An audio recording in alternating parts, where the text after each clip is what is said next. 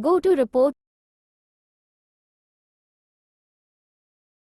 Select STLT Speculation.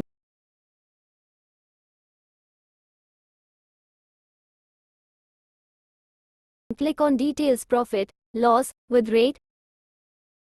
Click OK. Please check your intraday transactions.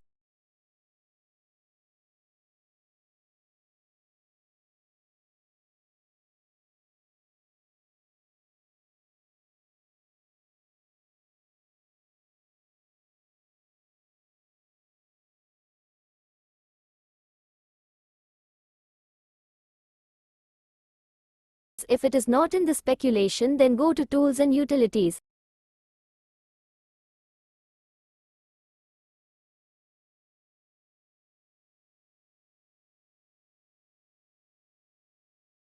Select Auto Mark Intraday. Kindly click on Select All checkbox.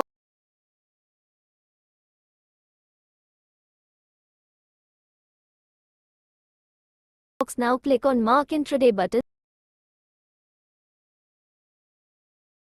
The software will automatically mark intraday transactions in the bills you have done. Close this window. Now intraday tons are segregated and deliver scripts are showing separate. Click OK.